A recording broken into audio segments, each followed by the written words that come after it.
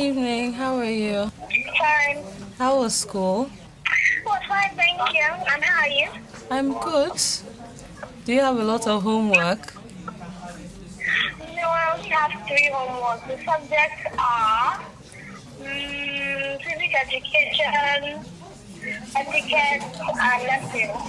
Are we going to finish all of them today? Maybe. All right, I just wanted to check in with you. So I'll see you later. Okay, Mom, bye. Bye.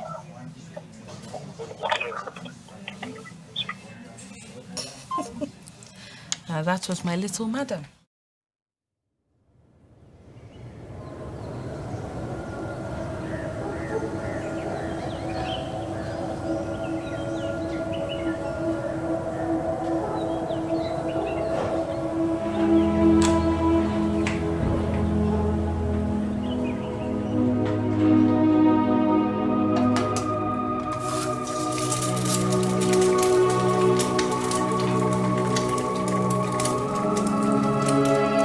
Raising my son has been quite a journey, and it went from two, and then I lost my husband, and so it's just me right now. There were times when I wasn't sure I could do it. I didn't know how to begin, where to start from, or if I was ever going to be enough. In trying to raise him, I realized that I'm actually raising myself and finding the strength to stay alive and just be a great mom.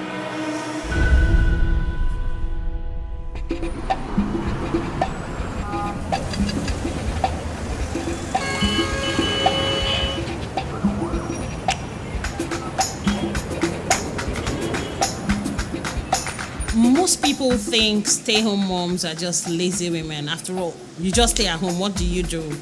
Mostly school runs, or your child's school could even have school bus. So once they've gone to school, all you do is dance around and play and spend your husband's money. But it's a lot of challenge. It's not as easy as everyone thought. I actually thought it was going to be easy. At some point, I was thinking, why don't I just stop and go back to work? But I enjoy it. I get to be in my children's lives every day. I do not miss anything, not even the littlest of thing. I do not have a house help or anything, so I get to do everything myself. But a lot of people do not understand that. Although I'm sure other women, they have misconceptions about working moms and every other type of moms. Because I know in life, everything that has an advantage has a disadvantage. So the way people have misconceptions is just to educate them. So I just feel generally all women, no matter what it is you do, all women are great. And that's it. There's a lot of negativity surrounding being a single parent. And I'm not trying to take any credit, but I think I've done a decent job in trying to break that. We're human beings, and you never know one story until you actually hear from the person. So never just judge or assume that being a single parent means,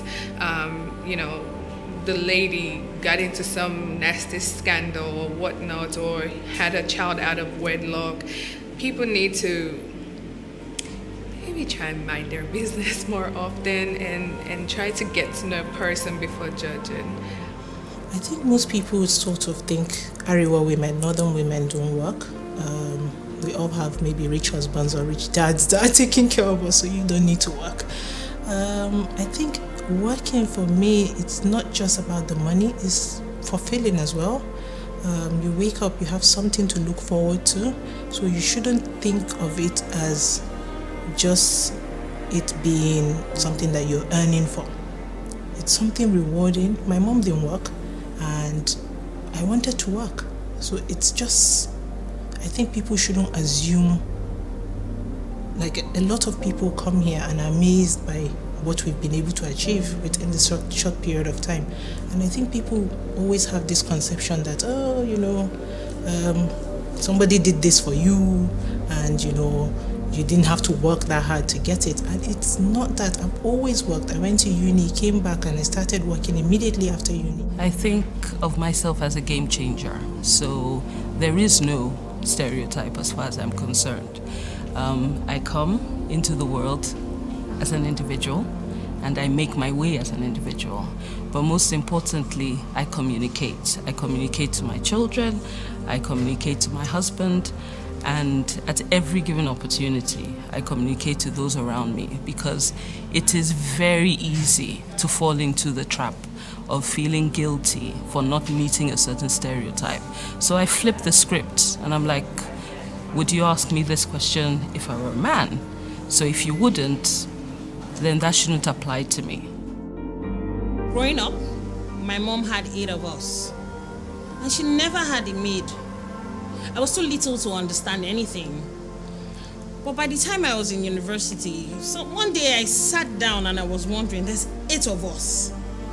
I do not know how my mother did it. There was 8 of us, and I've seen how children can be unruly, and how did she manage?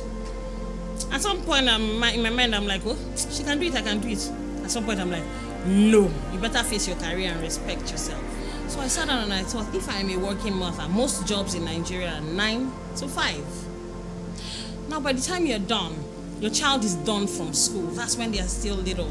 So you probably have some help picking them up, or they stay in school for after school. Who are they talking to there? You do not know what they're talking about. You do not know what anybody is putting into their heads. You leave them with the help. You do not know what they're doing with the help. And the help may have threatened the child. If you tell your mommy or if you tell your daddy, I'll do this or I'll do that, you know they leave you with me. You do not know what is going on. That is my constant fear.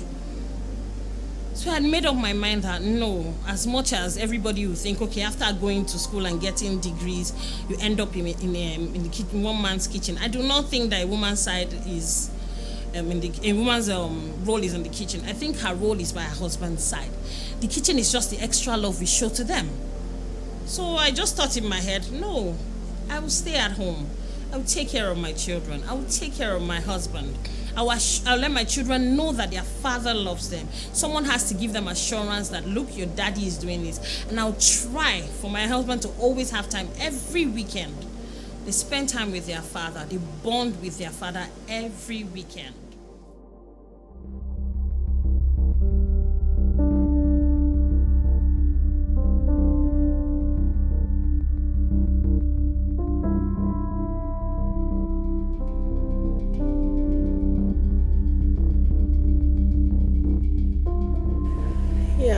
It's tough, I won't lie. It's actually tough, especially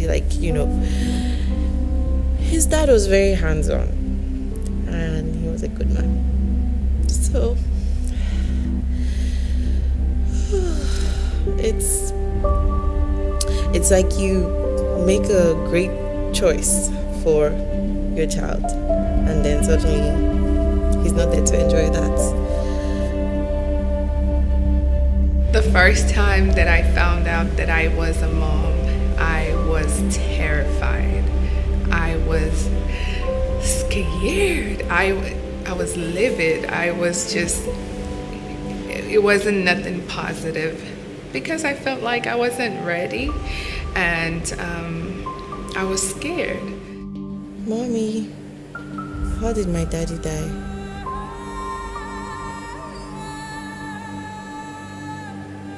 So where did my daddy die? And I didn't know how to answer that question. I didn't know how to handle it even. And then I tried to mutter a few words and he just luckily gets distracted by something and I, jump on the diversion and just tell him, oh yes, that person did that, and then we just change the topic. But yeah, that was like the hardest question and I don't think anything in this world prepared me for that question. It took me at least a couple of weeks to a month to come to terms with my pregnancy, and I knew the fact that I wasn't married, the people back at home were gonna make this a huge topic. People were gonna bash me, and which they did. Now that's where my tough skin started from. And I just had to come to a realization that, you lay your bed, you lie on the bed. If I was grown enough to lay there without protection, then I should be grown enough to take care of my kid. And that's what I did. And I've been doing that for over 12 years now. So, yeah. I remember when he was a lot younger, I could scream at the top of my lungs and, Jaden, stop that! And he just laughed. But when his dad says, Jaden, there's something about the baritone, he would just start crying, and it was just the mention of his name. So now I don't have that baritone anymore. I have to just find a way to, be firm and still show him so much love, because you don't want him to feel like, oh, my mom hates me, because, and you want him to be your best friend so he can feel free to tell you everything. I didn't grow up with a mother. So I finished secondary school before I actually met my mom. My dad, he was sort of strict, not too much. We just were not allowed to do so much. So with me, I still have those traits now.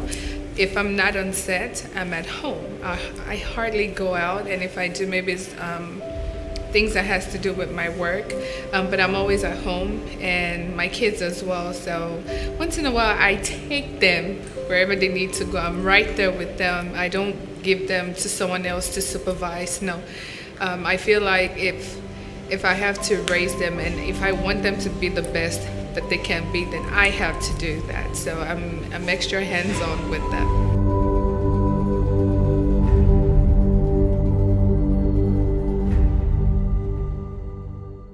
When I had my second son, while I was in the hospital, my brother-in-law brought my son to come and see me. And he was so excited. And he came in because he's been pestering me. When is my brother coming out? When is my brother coming out? And he came in and he smiled. I said, oh, mommy, my brother just come out of you. And I just started laughing. I said, Jesse, as much as the English is wrong, I'm very happy. I think it's just when you attend school events and you see your child is thriving, and for example, my daughter the other day was talking about they had to explain what their mothers did, and she explained henna play so well that it was just a shock. I was like, oh, see, this girl actually notices what I'm doing. And it's really rewarding to see. My eldest, who is a teenager, on his 13th birthday 2 years ago, made me a bracelet. And for me, that was, really sweet, because they had the inscription, my mom, my joy. So that was like, oh, okay, so you're not thinking about what I'm getting you, because he was even in school at the time, so he had to send the bracelet home. So that for me was, really cool. I'm not saying this to flatter myself or flatter my kids, but I have two amazing children, very intelligent, very smart, very driven, just like their mother. They can adapt to any situation, and they're blessed. I mean, I'm just so happy to have them as my children. So I feel like he's such a super kid, and every day he just does something that makes you proud, honestly, and he makes it worth it. And so anytime we meet a new person, or maybe a friend of mine comes over, or we just meet people, they're always like, wow, he's so this, and I'm so proud. It could be anything, because he's quite the show off. He's athletic, he's smart, and he's quite the show off.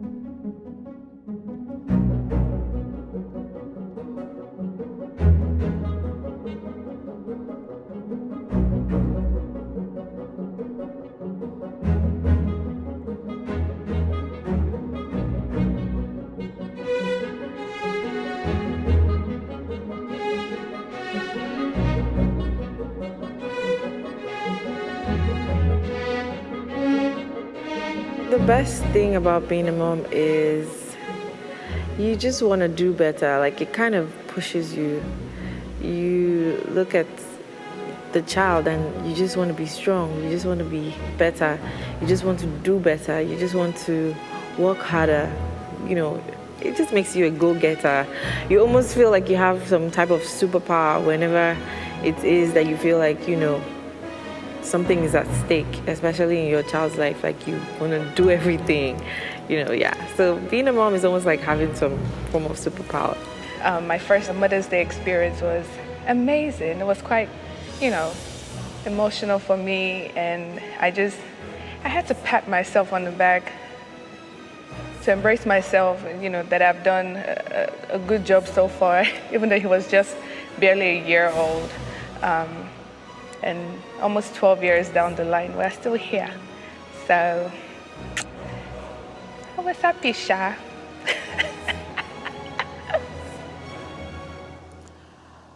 The one thing I think that comes to mind really is travel more.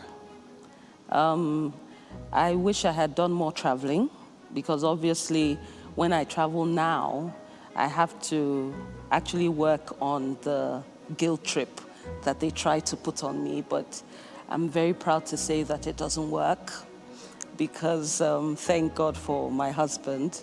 I've been able to travel solo a number of times, so the kids are pretty much used to it, but it would have been nicer if I had done more traveling before they came, and so I really wouldn't have to think about anybody or do homework across 2 continents because I was away.